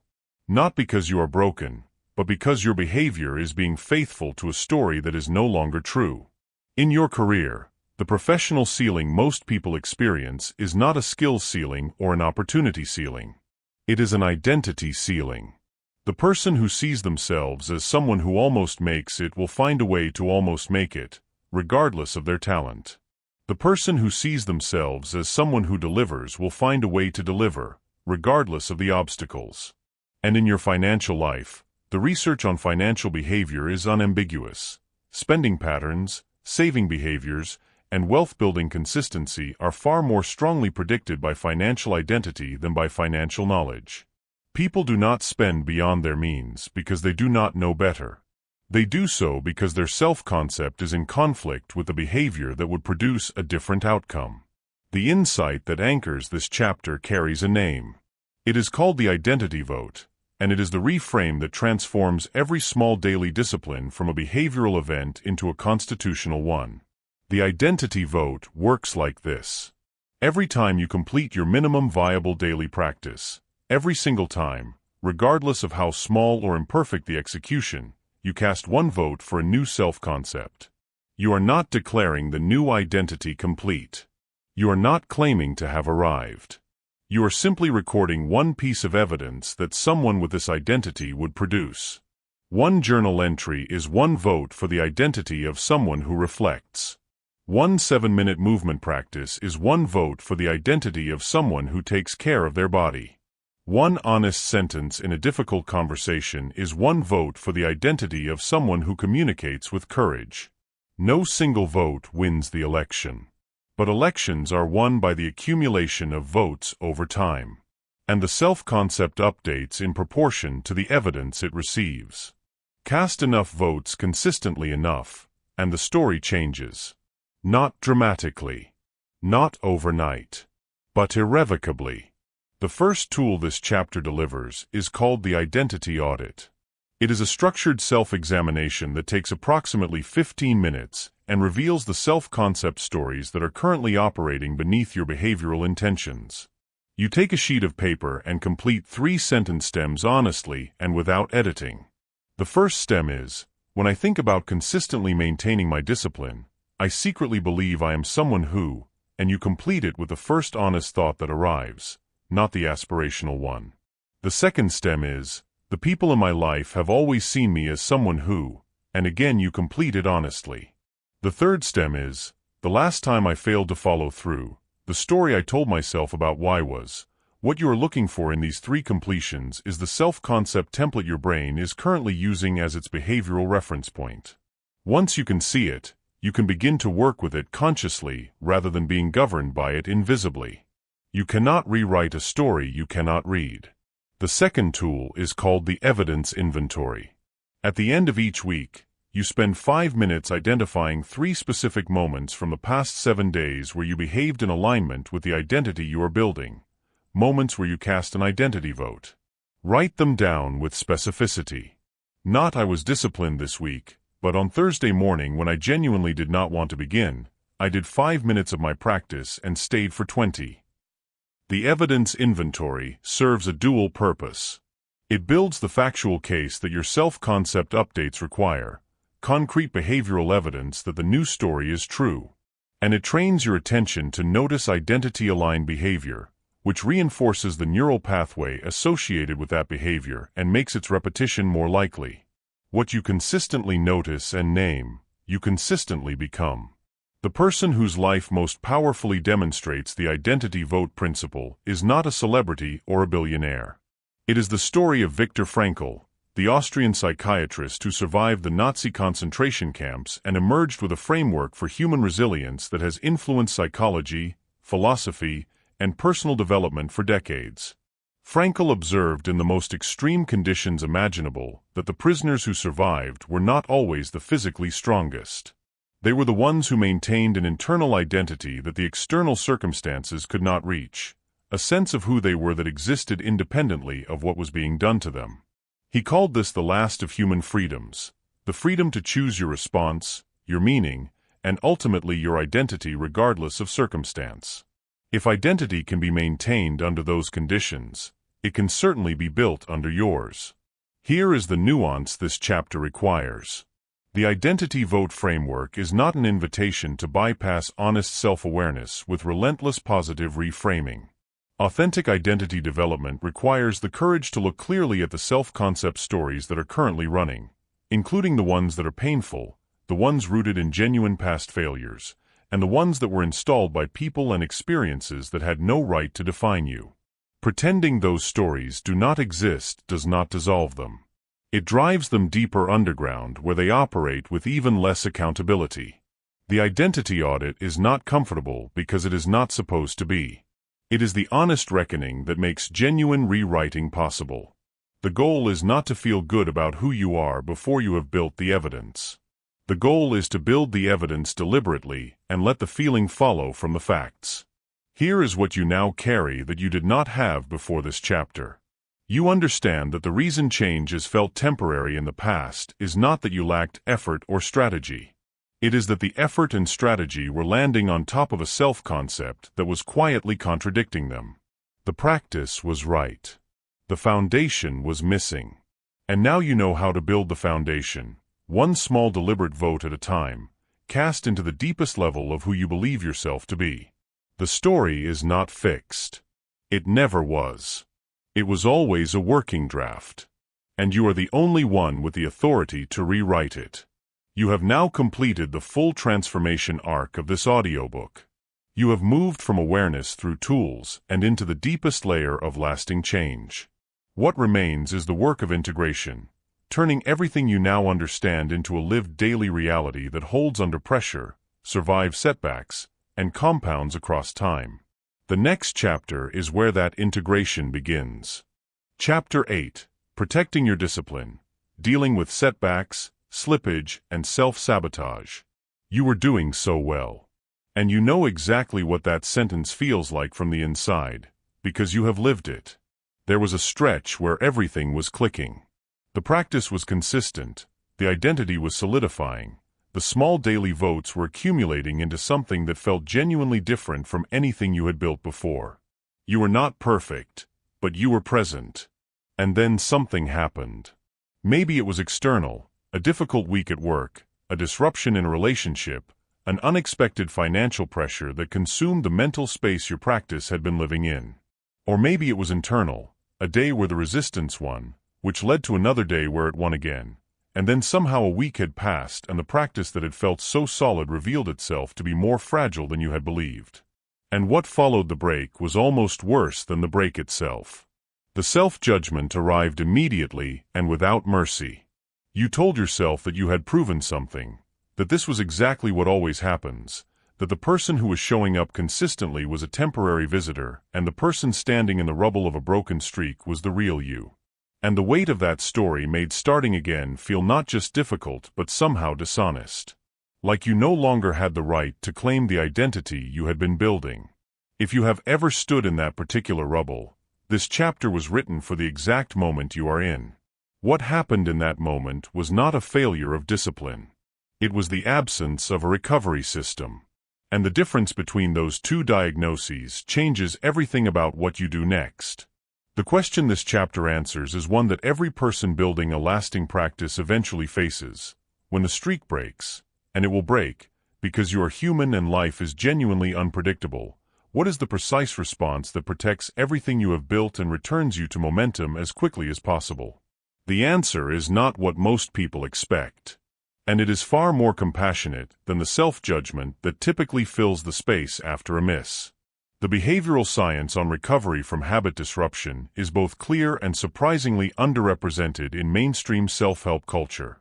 A study published in the European Journal of Social Psychology by researcher Filippo Lally found something that fundamentally reframes the relationship between missed days and habit formation. Lally's research, which tracked habit formation across a 12-week period, found that missing one opportunity to perform a behavior had no measurable impact on the long-term formation of the habit. One miss did not reset the neural encoding. It did not erase the myelination that had accumulated. It did not return the behavior to day one. What disrupted habit formation was not the single miss, it was the response to the miss. Specifically, the pattern of missing once, feeling shame, withdrawing from the practice, and then missing again created a compounding disruption that the single miss alone never would have caused. The miss was survivable. The shame spiral following the miss was what did the real damage. This finding carries a directive that is both scientifically grounded and deeply human. The most important moment in any discipline practice is not the moment you begin. It is the moment after you stop, and what you choose to do in the very next available window. Here is where this lands in the 3 domains where your life is actually lived. In your relationships, the equivalent of the broken streak is the rupture, the argument that went too far, the period of disconnection that extended beyond what either person intended, the moment of withdrawal that calcified into distance. Most relational damage is not caused by the rupture itself. It is caused by the shame and pride that prevent repair. The couple that repairs quickly, imperfectly, incompletely, but quickly, builds a relationship that is paradoxically stronger for having broken and been mended than one that was never tested. The repair is the practice. In your career, the professional setback, the project that failed publicly, the opportunity that was missed, the performance that fell short of the standard you had set, is not what determines your trajectory. How quickly and how constructively you return to full engagement after the setback is what determines it. The professionals who recover visibly and gracefully from failure are consistently rated as more trustworthy and more capable than those who never appear to fail at all. And in your financial life, the broken budget, the impulsive purchase, the month where every intention dissolved under pressure, these are not evidence that financial discipline is beyond you. They are the normal, expected terrain of any long-term financial practice. The question is never whether you will slip. It is how many days pass between the slip and the return. The core insight of this chapter has a name. It is called the Never Miss Twice rule, and it is the single most protective commitment you can make to your long-term discipline practice. The Never Miss Twice rule is exactly what it sounds like. You are allowed to miss once. Life is complex, energy is finite, and circumstances are genuinely unpredictable. One miss is human. One miss is absorbed by the neural encoding you have already built without meaningful damage. But 2 consecutive misses is a pattern. And patterns, as you now understand from Chapter 3, are what the brain encodes. Miss once, return immediately. Miss twice, you are no longer recovering from a disruption. You are beginning to encode a new pattern. The Never Miss Twice rule removes the paralysis of perfectionism by explicitly giving you permission to miss once, while simultaneously creating a clear, non-negotiable boundary that protects the practice from the compounding disruption that multiple consecutive misses produce. It is not a license to be careless. It is a firewall against the shame spiral that turns one bad day into one bad month. The first tool this chapter delivers is called the minimum reentry. When you return to a practice after a break, whether the break was 1 day or 2 weeks, the minimum reentry protocol requires that you return at the absolute smallest possible version of the behavior. Not at the level you were at before the break. Not at a heightened level designed to compensate for the time lost. The smallest version. If your practice was 20 minutes of morning reflection and you missed 4 days, you return with 5 minutes. Not because 5 minutes is the goal, but because 5 minutes removes every barrier to beginning. The brain's resistance to returning after a break is significantly higher than its resistance to continuing an established practice. The minimum reentry bypasses that elevated resistance by making the return so small that refusal feels unreasonable. Once you have re-entered, once you have completed even 5 minutes, the neural pathway reactivates. The identity vote is cast. And the next day, returning at a slightly higher level feels natural rather than forced. You are not rebuilding from zero. You are reigniting something that never fully extinguished. The second tool is called the compassionate audit. Within 24 hours of a significant break or a pattern of slippage, you conduct a structured 3-question review, not to assign blame, but to extract information. The first question is, what specifically disrupted the practice? Was it circumstantial, emotional, or environmental? The second question is, what would have made the minimum viable version of the practice possible even during the disruption? And the third question is, what one structural adjustment can I make before tomorrow that reduces the likelihood of the same disruption producing the same outcome? The compassionate audit transforms a break from a verdict about your character into a data point about your system. Systems can be adjusted. Character verdicts cannot be acted on productively. Every break contains information about where your discipline architecture needs strengthening. The compassionate audit is how you extract that information rather than burying it under self-judgment. The Japanese philosophy of wabi-sabi offers one of the most powerful frameworks for understanding the relationship between imperfection and integrity. Wabi-sabi is the aesthetic and philosophical tradition of finding beauty in imperfection, incompleteness, and the natural cycle of growth, decay, and restoration. The Japanese art of kintsugi, the practice of repairing broken pottery with gold, making the fracture lines a visible and celebrated part of the object's history, is wabi-sabi made tangible. The repaired bowl is not inferior to the unbroken one. It is richer. It carries evidence of survival. The discipline practice that has been broken and rebuilt is not weaker than one that was never disrupted. It is more deeply encoded, more personally owned, and more resilient precisely because it has been tested and restored. Your breaks are not the evidence against your discipline. Properly responded to, they become the evidence for it. Here is the nuance this chapter demands. The never miss twice rule and the minimum reentry protocol are tools for managing normal disruption, the inevitable friction of a complex human life intersecting with a demanding practice. They are not tools for managing chronic avoidance dressed as recovery. There is a meaningful difference between someone who breaks a practice during a genuinely difficult season and returns to it, and someone who uses the language of compassionate recovery to indefinitely postpone the discomfort of genuine commitment. Compassion is the medicine for shame. It is not a substitute for accountability. The honest question to ask yourself after any extended break is this: am I recovering, or am I retreating? Recovery moves toward the practice, however slowly. Retreat moves away from it, however gently the language used to describe the movement sounds. Every person who has ever built something lasting has a break in their timeline. A gap. A season where the practice stopped and the silence stretched longer than they intended. The ones who built something lasting are not the ones who never broke. They are the ones who came back. Not perfectly. Not immediately. But with enough self-compassion to begin again and enough self-honesty to begin differently. Your break is not your biography. Your return is. And the return is always available to you, one minimum viable action away, in the very next moment you choose to take it. The next chapter is going to show you something that will make every small discipline you have been building feel newly urgent and newly exciting. Because when you see what consistent small actions produce across 90 days, 6 months, and a full year, laid out clearly against the landscape of a real human life, the practice stops feeling like effort and starts feeling like the most intelligent investment you have ever made. Chapter 9. The Compound Effect of Discipline. What your life looks like in 90 days, 6 months, 1 year. Think about a photograph taken of a forest.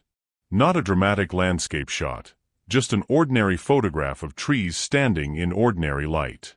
Now imagine placing that photograph next to one taken of the same forest 30 years earlier.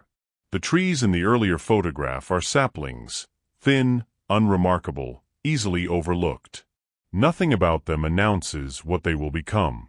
There is no visible evidence in their early form of the canopy they will eventually create, the shade they will eventually provide, the ecosystem they will eventually sustain. The transformation between the two photographs is extraordinary. But on any single day within those 30 years, standing in that forest, you would have seen almost nothing happening. The growth was real. The process was constant.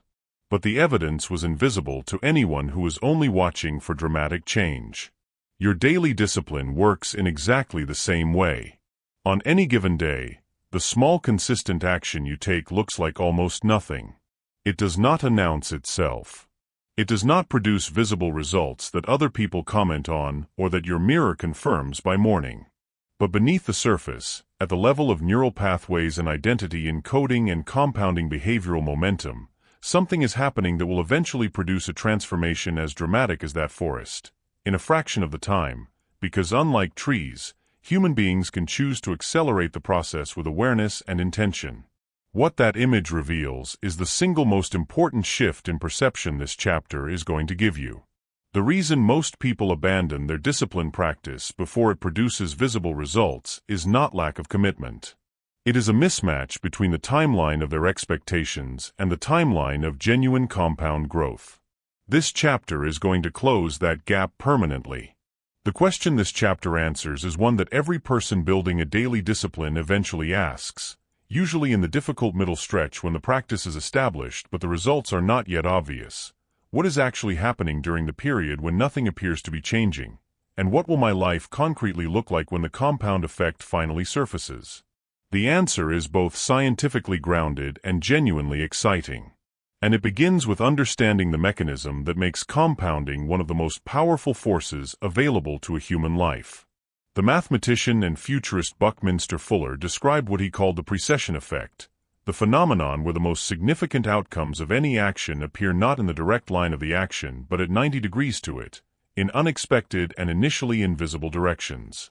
In behavioral terms, this principle maps directly onto what researcher Darren Hardy documented extensively in his study of high performers, the finding that small consistent disciplines produce results that are not linear but exponential.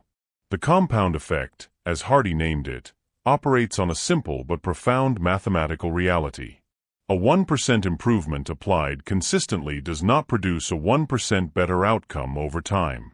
Applied daily across a year, a 1% daily improvement produces an outcome approximately 37 times better than the starting point. The mathematics of compounding does not reward intensity. It rewards consistency applied across time. And the gap between where you start and where the compounding eventually delivers you is almost always invisible during the process and shocking at the moment of emergence. Here is where the compound effect lands with full personal weight across the three domains that determine the quality of your life. In your relationships, 90 days of small consistent discipline, one daily moment of genuine presence, one weekly honest conversation, one repeated choice of patience over reactivity, does not produce a dramatically different relationship at day 90.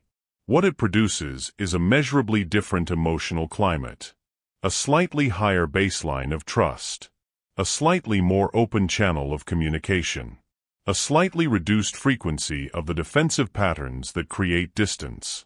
None of these shifts are headline news on any individual day. But at 6 months, the cumulative texture of the relationship has changed in ways that both people feel without being able to fully articulate. At 1 year, the relationship that exists is qualitatively different from the one that existed at the start, not because of any single grand gesture or dramatic transformation, but because of the quiet compounding of 365 small consistent choices. In your career, 90 days of daily professional discipline, 1 hour of focused deep work before the reactive demands of the day begin, 1 weekly investment in a skill that your role requires at a higher level, 1 consistent standard of preparation applied to every meeting and every deliverable, produces results that your performance review will not yet fully capture. But the people around you will have begun to notice something. A reliability, a quality of presence, a standard of follow-through that distinguishes you from the noise of inconsistency that surrounds most professional environments. At 6 months, opportunities begin arriving that were not available before, not because the world changed, but because your compounding consistency made you visible to a different category of opportunity. And in your financial life, the compound effect is perhaps most mathematically dramatic of all. 90 days of one small consistent financial discipline, automating a modest monthly transfer to savings before discretionary spending begins, reviewing spending patterns weekly for 15 minutes, making 1 fewer impulsive purchase per week, produces numbers that feel insignificant at day 90. But the behavioral encoding that those 90 days produce is worth far more than the numbers themselves. Because at 6 months, the financial identity has begun to solidify. At 1 year, the automated systems and encoded habits are producing outcomes that feel less like discipline and more like momentum. A financial life that is moving in the right direction not because of constant effortful management, but because the right small behaviors have become automatic. The insight at the center of this chapter carries a name. It is called the invisible season, and naming it is one of the most protective things you can do for your long-term practice. The invisible season is the period between when you begin your discipline and when the compound results become externally visible. It is the stretch of time when the work is real but the evidence is not yet obvious, when the neural pathways are building, the identity is solidifying, and the behavioral momentum is accumulating beneath a surface that still looks largely unchanged. Understanding that the invisible season is not a sign that the practice is failing, but rather the necessary precondition for the compound results that follow, transforms your relationship with the early and middle stages of any discipline practice. The invisible season is not where growth is absent. It is where growth is most concentrated. The roots of the forest grow deepest before the canopy becomes visible. The first tool this chapter delivers is called the 90-day projection. At the beginning of any new discipline practice, you take 15 minutes to write a specific, concrete, sensory description of what your life in the 3 key domains will look and feel like if you maintain the practice consistently for 90 days.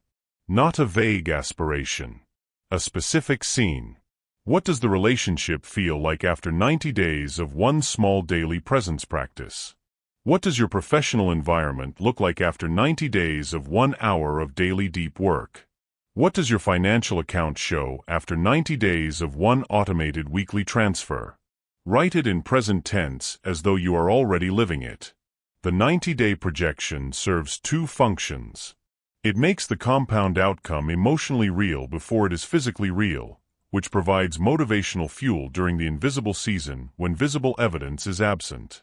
And it creates a specific reference point that allows you to measure the actual compound results against your projection at day 90, building the evidence base that makes the next 90-day commitment easier to begin. The second tool is called the weekly deposit review. Once a week, for 5 minutes, you review the past 7 days not for outcomes but for deposits. A deposit is any moment where you completed your minimum viable discipline practice, any identity vote cast, any discipline loop completed, any moment of resistance navigated toward engagement rather than away from it. You count the deposits. You do not evaluate their quality or their visible impact.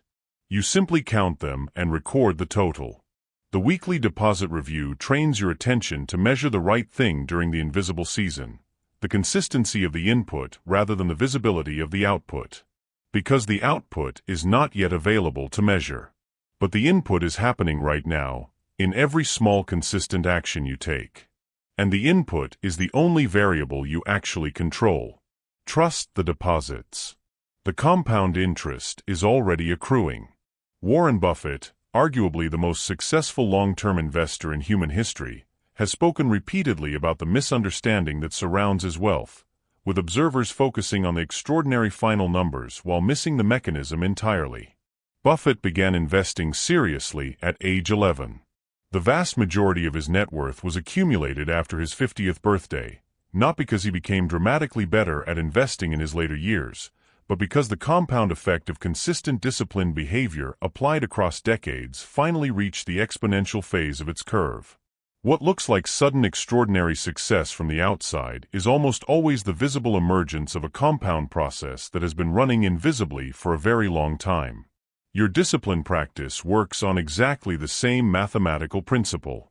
The extraordinary version of your relationships, your career, your finances, and your inner life is not waiting for a dramatic transformation. It is waiting for enough consistent deposits to reach the exponential phase of the curve. Here is the nuance this chapter requires.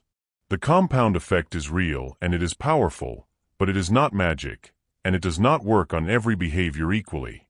The behaviors that compound most powerfully are not the ones performed most intensely. They are the ones most directly aligned with your core values and your authentic identity.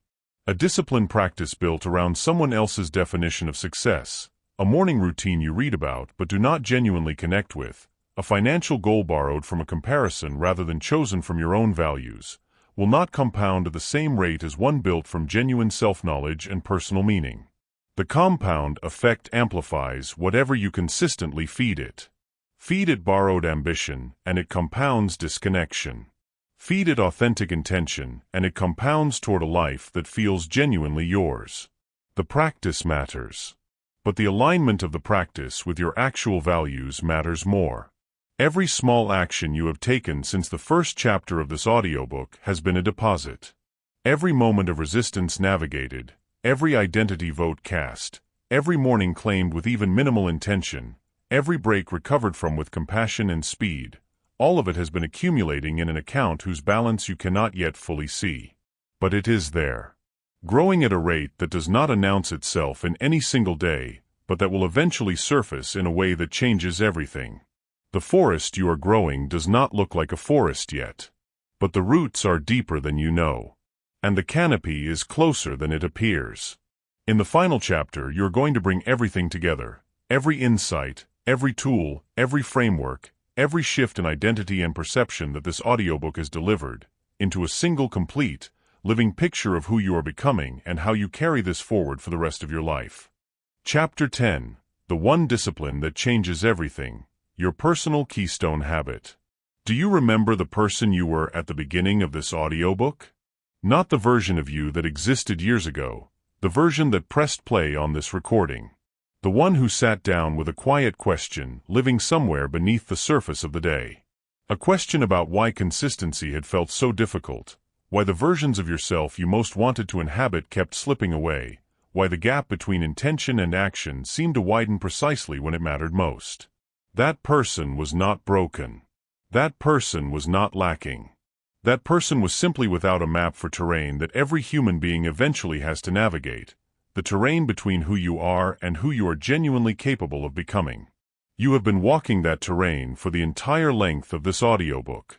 And the person finishing this final chapter is measurably different from the one who began the introduction, not because the words changed you, but because the understanding they delivered began a process inside you that the words themselves can no longer contain. Something has shifted. You can feel it. And this final chapter is going to show you exactly how to carry it forward for the rest of your life. The world you are navigating is not getting quieter or simpler. The demands on your attention are multiplying. The pace of change in every domain, professional, relational, financial, technological, is accelerating in ways that make the absence of inner discipline not just uncomfortable but genuinely costly. The person without a stable internal practice is at the mercy of every external force that arrives with an agenda for their attention. The person with one is not. They move through the same chaotic world with a fundamentally different relationship to it, not because their circumstances are easier, but because their inner architecture is stronger. The work you have done across these 10 chapters is not self-improvement in the popular sense. It is infrastructure building. And infrastructure, unlike inspiration, does not require renewal every morning. It simply holds. Across the 9 chapters that brought you here, you have built something complete. In Chapter 1 you discovered that small actions are not the consolation prize for people who cannot manage big ones. They are the actual mechanism of lasting transformation, and the minimum viable discipline is the door through which all genuine change enters. In Chapter 2 you dismantled the myth that mental toughness is a fixed trait and replaced it with a toughness training loop, the understanding that every small deliberate engagement with difficulty is a literal neurological deposit into your capacity for resilience. In Chapter 3 you went inside the brain itself and understood exactly how repetition builds the neural highways that eventually make discipline automatic, and you learned that environmental architecture and the loop audit give you direct influence over that process.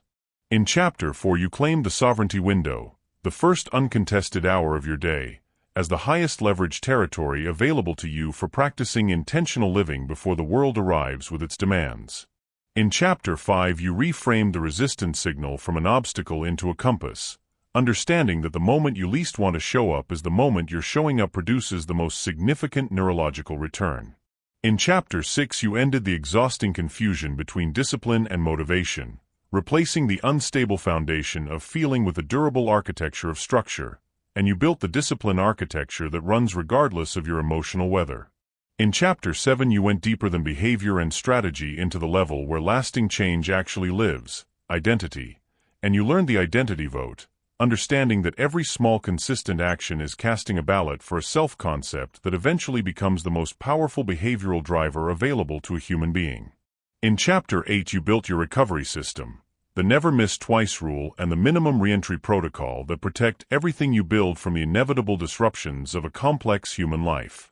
And in Chapter 9 you learned to trust the invisible season, the period when the compound effect is running at full power beneath a surface that has not yet revealed the transformation it is producing. 9 chapters. 9 frameworks. 1 complete architecture for a life built on small daily discipline.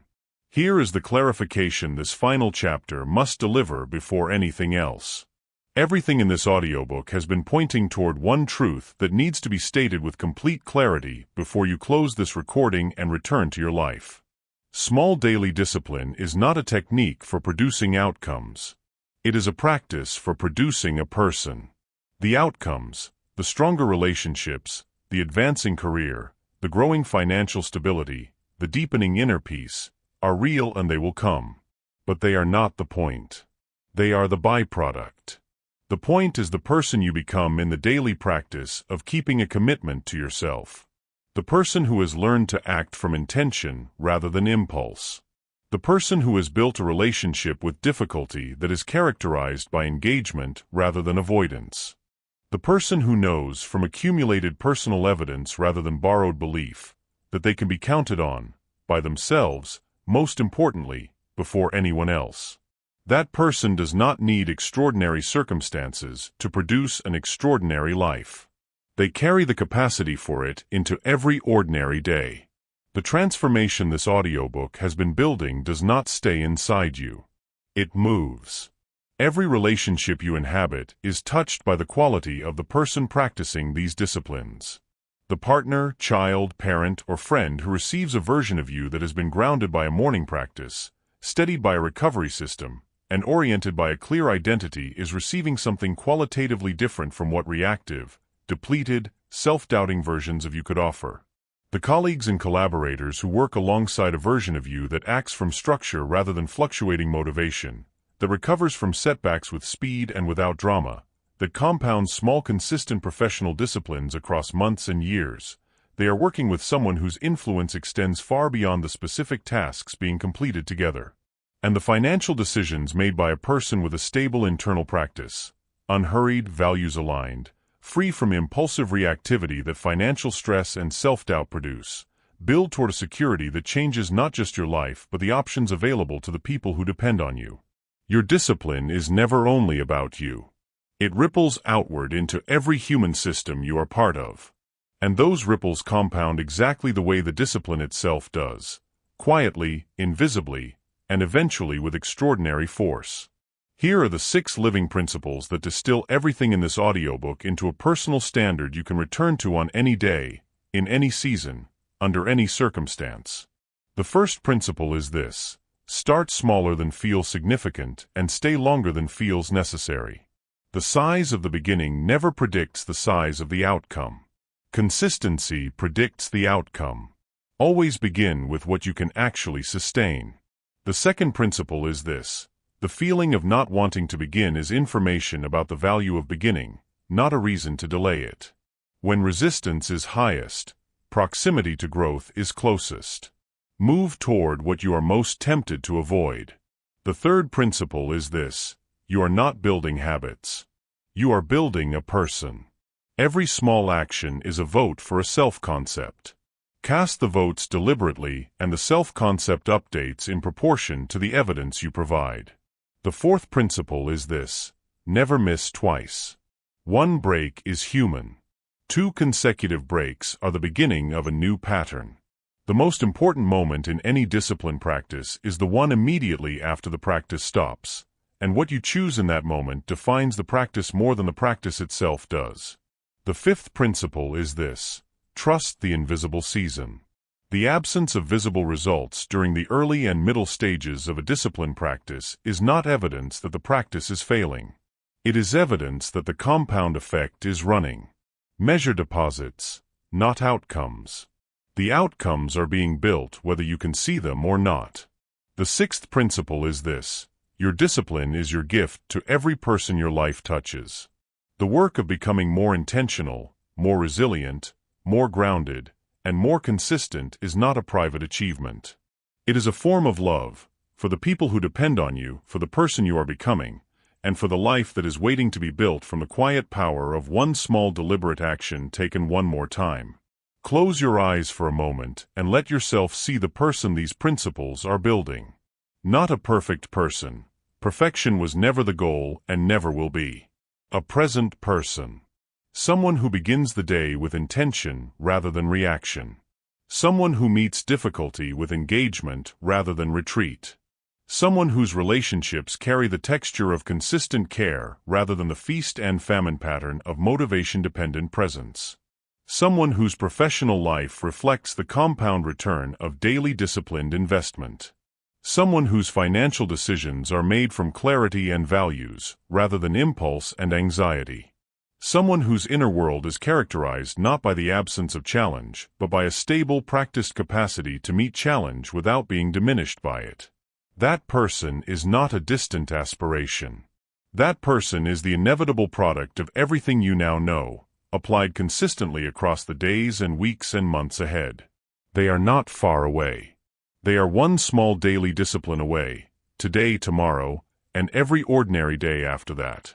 Here is the closing truth that this entire audiobook has been building toward. You do not rise to the level of your goals. You fall to the level of your systems. And the most powerful system available to any human being is not a productivity framework or a morning routine or a financial strategy. It is the daily practice of keeping one small commitment to yourself, in the quiet moments when no one is watching and nothing is forcing you, simply because you have decided that the person you are becoming is worth the effort of the person you are right now. That is not discipline. That is dignity. And it is available to you in the very next moment you choose to claim it. Go build your life. One small daily discipline at a time. The world is waiting for the person you are becoming, and that person is already on their way. If this audiobook has given you something real, a shift in how you see yourself, a tool you are going to use tomorrow morning, a framework that finally makes the pieces fit together, then take one action right now that costs you nothing but means everything to this channel. Subscribe. Leave a comment with the one discipline you are committing to starting today. Share this with one person in your life who you believe needs to hear it. Every one of those actions tells the algorithm that this content deserves to reach more people who need it, and that is how this channel grows into something that can keep delivering this quality of content to you every single week. The next audiobook is already being built. It is going to go even deeper into the territory of mental mastery and personal transformation. You do not want to miss it.